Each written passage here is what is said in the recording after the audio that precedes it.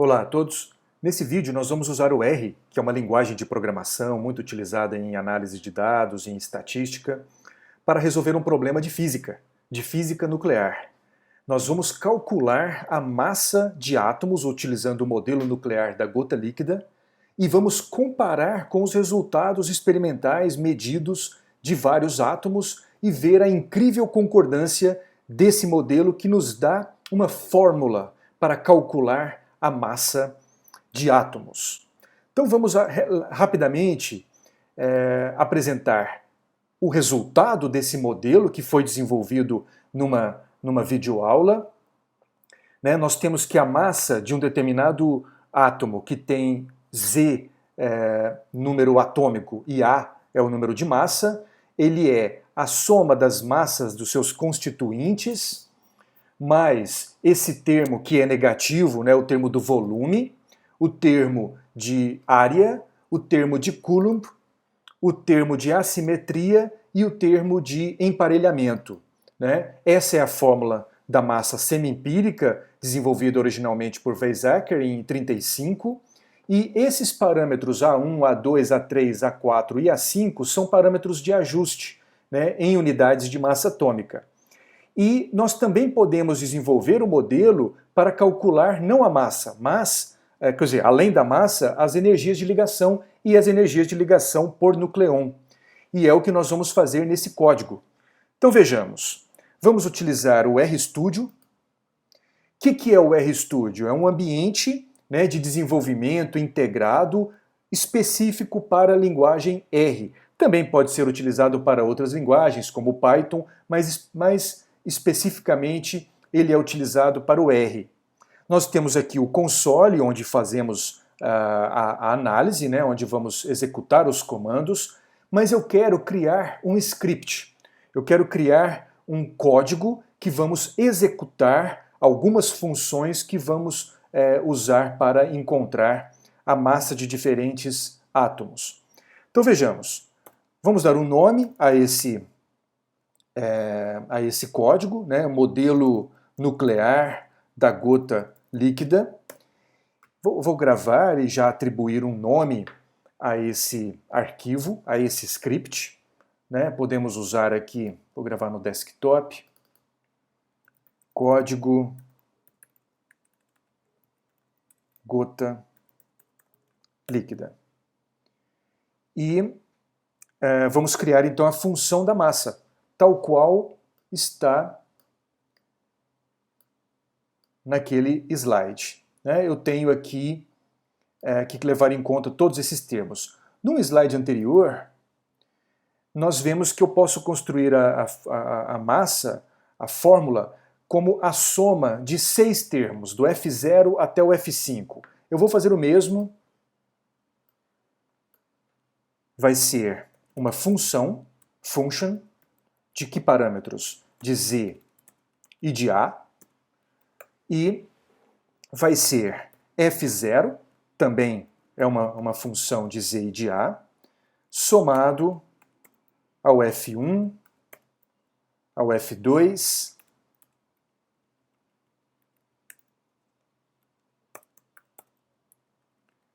mais F3, F4 e o F5. Bom, já temos a nossa função da massa, que é determinada em função de 6 outras funções. Então vejamos, o F0, ele também é uma função de Z e de A. Alguns desses termos, como foi dito na aula teórica, alguns desses termos não dependem, como o F1 e o F2, não dependem de Z, apenas de A. Mas por questão de simetria, vamos colocar que todos dependem de Z e de A. E esse primeiro termo,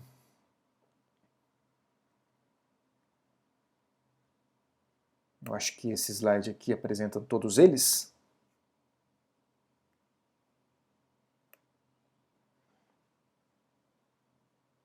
Eu vou minimizar essa parte do RStudio. O F0, ele é 1.007825, que é a massa de um átomo de hidrogênio, vezes Z, que é o número de prótons que esse átomo que nós vamos calcular a massa tem, né, quantos prótons ele possui, mais 1.008665 vezes o número de nêutrons que ele possui, que é A menos E. Bom, esse é o termo F0. O termo F1 também é uma função, claro, de Z e A, por questão de simetria eu vou colocar Z e A, mas ele depende apenas de A. Então ele é o parâmetro menos A1, eu vou escrever quem é o parâmetro daqui a pouco, vezes o número de massa A. Vou copiar essa função, escrever que o F2 ele é mais, eu não precisaria especificar que é mais, mas por questão de ênfase, né, vamos escrever que o F2 é um termo positivo para a massa e será o termo de área é negativo em termos da energia de ligação. Mas como estamos escrevendo a fórmula para massa agora, então ele é um termo positivo, ele aumenta a massa. A elevado a 2 sobre 3. F3, que está aqui, F3 vai ser um termo positivo, A3 vezes Z ao quadrado dividido por A elevado a 1 sobre 3. F4 é esse termo, né? A4 vezes Z, deixa eu aumentar e colocar ele aqui em cima. Aí dá para ver. Ele vai ser um termo positivo, A4 vezes, abre e fecha parênteses, dentro do parênteses Z menos A sobre 2, esse parênteses elevado ao quadrado, dividido por A. E o F5 ele depende se Z e N forem pares ou ímpares, né? Se o F5 ele se encontra aqui nesse outro slide, dá para ver melhor.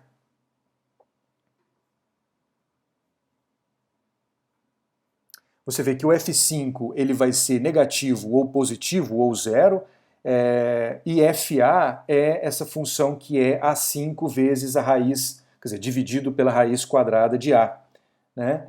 Então, se ambos forem pares, ele vai ser menos aquele termo. Se ambos forem ímpares, vai ser mais aquele termo. E se um for par e o outro ímpar, né, vai ser zero. Então nós temos que criar algumas condições, né? A primeira é, então eu vou ter que fazer um if, se Z dividido por 2, quer dizer, aqui não é dividido, aqui é o resto da divisão de Z por 2, se isso for igual a zero, né, aí isso será verdadeiro ou falso. Eu vou agora maximizar essa janela do RStudio e vou mostrar o console.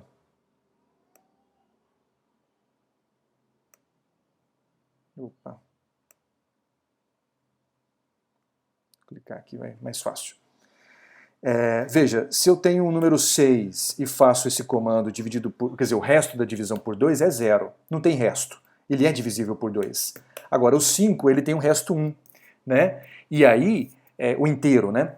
E aí, se eu colocar aqui 6 com esse comando, o resto da divisão por 2, se isso for igual a zero, ele fala que é verdadeiro. Agora, se eu fizer o mesmo para 5, ele vai falar que é falso. Por quê? Porque o resto é 1. Né? Então eu vou usar essa condição para criar uma função para descobrir se Z é par ou é ímpar. Então se o resto da divisão de Z por 2 é zero, significa que o Z é par. E aí eu vou colocar o que é para executar sob essa condição. Mas eu ainda preciso saber se o Z, quer dizer, se o número de nêutrons também satisfaz essa condição. O que é o número de nêutrons? É A menos E. Né? Então esse número de nêutrons, o resto da divisão por 2, se for zero, daí isso mostra que o número de nêutrons também é par. E o que acontece quando tanto o Z e o N são números pares? Significa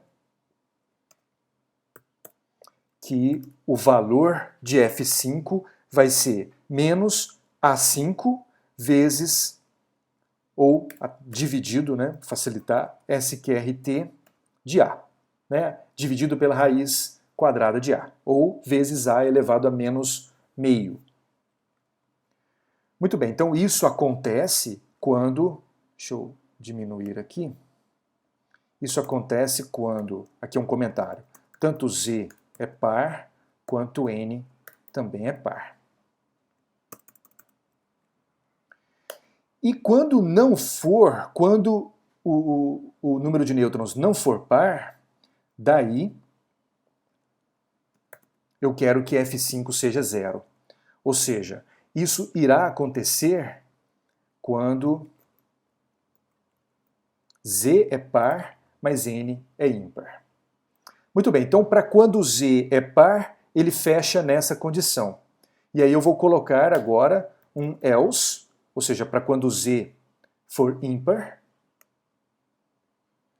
O que vai acontecer quando Z for ímpar? Eu tenho que criar de novo uma condição para descobrir se o número de nêutrons é par ou ímpar. Então, da mesma forma,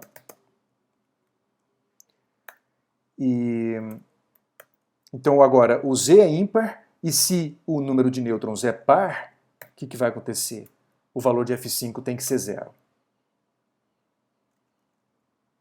Então o Z é ímpar e N par. E, caso contrário, else, aqui é quando, já vou até colocar a condição aqui, né? Quando,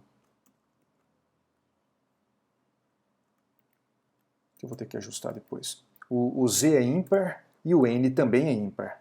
E qual é o valor de F5? Vai ser mais A5 vezes, dividido por SQRT de A.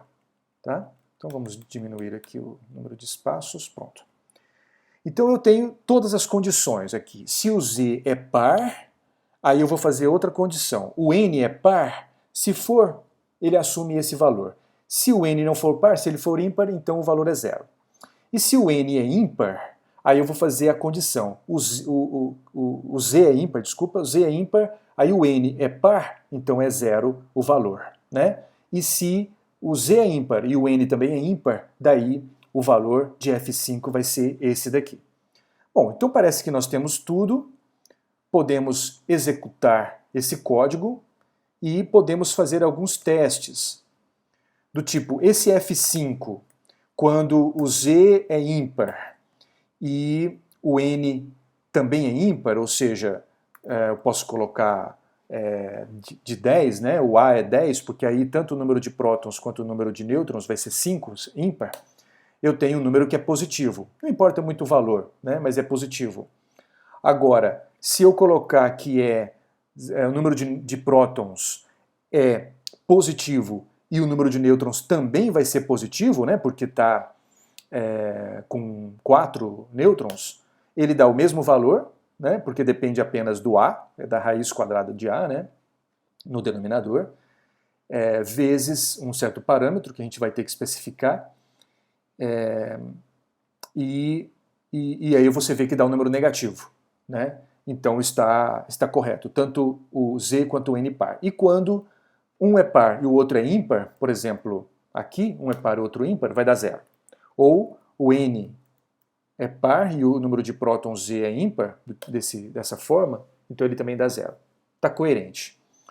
Os valores de A1, nós temos que entrar com esses valores agora. Eu tenho isso nesse slide.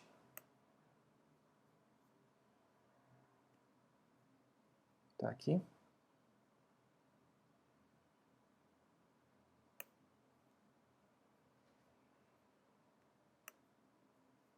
Então podemos escrever que o A1 é 0.01691 em unidades de massa atômica. Vou colocar o A2, A3, A4 e A5. A2, A3, A4 e A5.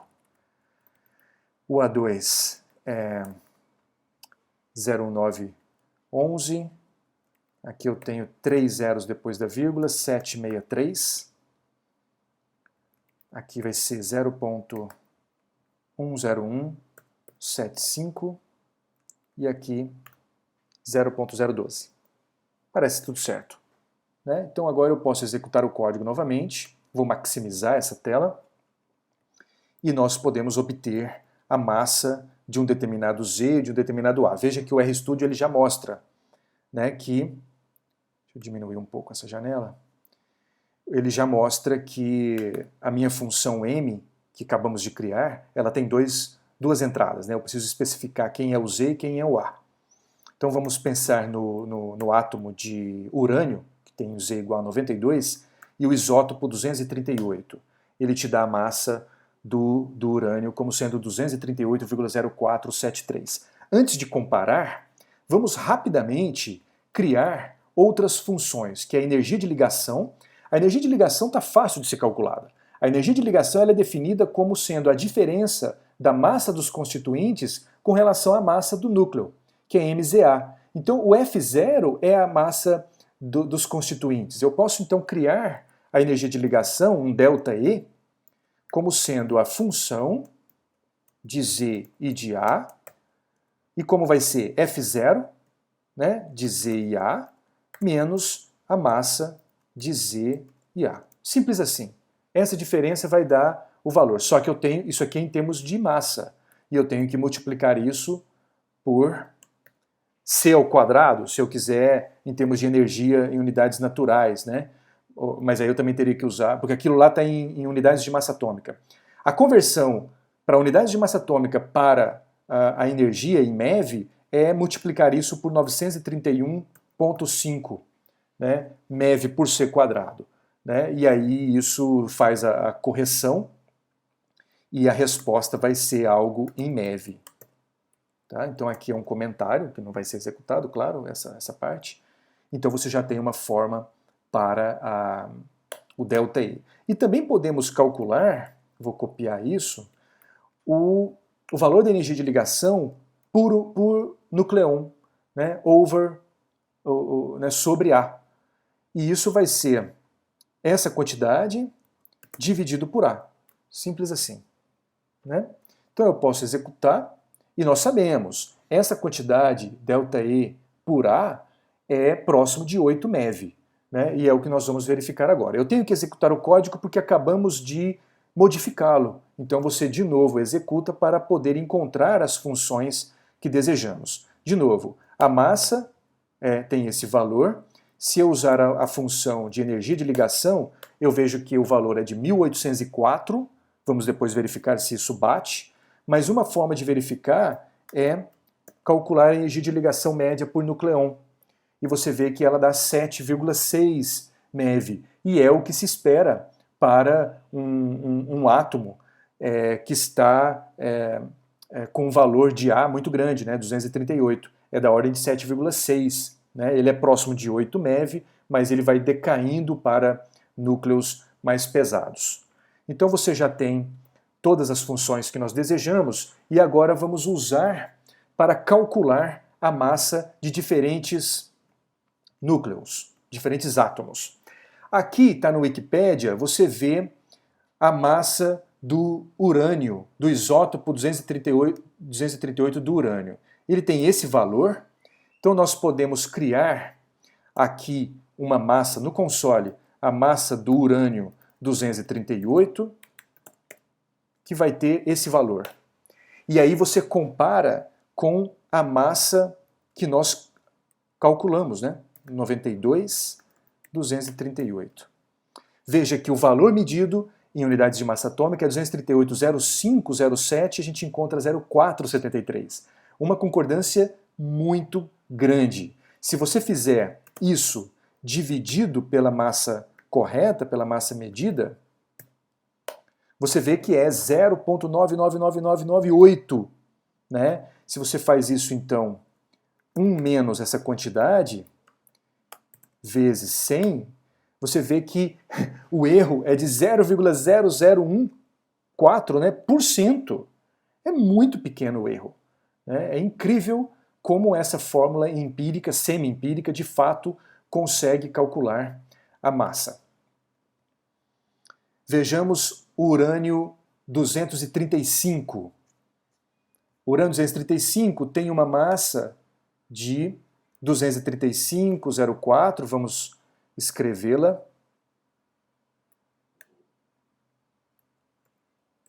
Aqui é o urânio 235, né? E se eu fizer o cálculo, eu encontro 235,0409, né? Aqui é 0,439. Né? De novo, se você faz o cálculo do erro, você encontra que o erro é de 0,001%. É muito pequeno, ou seja, a precisão é incrível. Aqui no caso do urânio 235, na página do Wikipedia em inglês, apresenta também a energia de ligação. Veja, só que está em keV, a gente vai encontrar em MeV. Vamos então encontrar esse valor.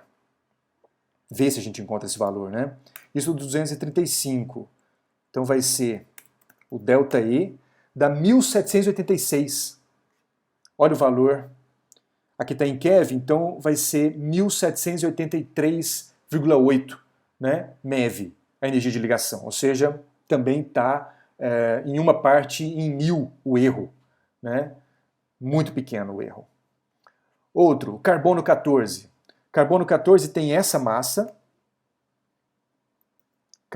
Carbono 14 é um núcleo que não tem o A muito grande. Então a nossa fórmula não vai dar carbono 14, não vai dar uma concordância tão grande, mas ainda assim será muito boa.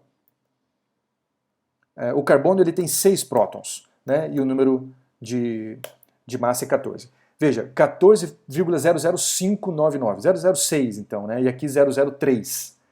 Tá? Então o erro é um pouco maior, o erro relativo é um pouco maior, mas ainda assim você tem uma baita de uma concordância interessante. Do ferro 56, a massa do ferro é 55,9 e a massa que nós encontramos? O ferro ele tem quantos prótons? Ele tem 26 prótons. Né? E nesse caso, esse isótopo 56 tem 30 nêutrons. Né? Então eu vou escrever 26 e aqui 56, que é o A, né? É a soma dos 30 nêutrons com os 26 prótons. Eu encontro 55,93664. Aqui é 55,9349. Né? Ou seja, incrível a concordância novamente. Aqui você tem a energia de ligação, né, que tem esse valor aqui em termos de kV.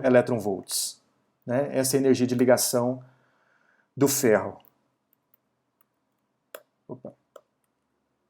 Se você calcula, você vê 490, né? Aqui é em MeV e aqui é em kV. Então seria 492 MeV, né? E eu encontro 490. Está muito próximo.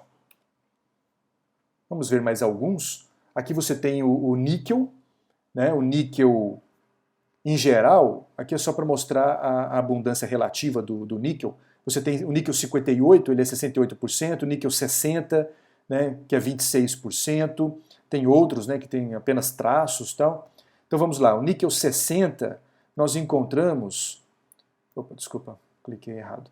Nós encontramos que a massa, aqui está com vírgula porque é uma página, acho que em francês, é 59 do níquel 56. Desculpa, níquel 60. E aqui não é vírgula, é ponto. Deixa eu só verificar se é o níquel 60. Isso. E aí você vai calcular agora, usando o nosso código, quantos prótons tem o níquel? 28 prótons. Então 28 e 60 é o número de massa. 59,93. Né? Uma concordância muito grande. Aqui você tem energia de ligação por nucleon, que é 8,7, uma das maiores, né? 8,8 MeV, né? Por nucleon. Vamos calcular isso então, acho que essa quantidade é interessante. Sobre A. 8,75 e aqui 8,78. De novo, aqui é keV, né? Então em MeV seria 8,78. E por fim, o cobalto 60, que também está num dos núcleos mais estáveis, né? A massa dá 59,93, massa do cobalto 60, do cobalto 60 tem esse valor. E quando você calcula, quantos prótons tem o cobalto? 27. 59,9344, né? Bem semelhante a esse, que é 59,9327 do níquel, né? Níquel 60, o cobalto 60 tem uma massa muito próxima, naturalmente, e você vê a concordância também muito boa, né? Bom, então é isso que eu queria mostrar. A gente, com essa fórmula, com esse programa, que eu vou deixar disponível para vocês fazerem o download na minha página, vai ter a descrição aí no vídeo, você consegue calcular a massa, a energia de ligação e a energia de ligação por nucleon facilmente pelo método, pelo modelo nuclear da gota líquida.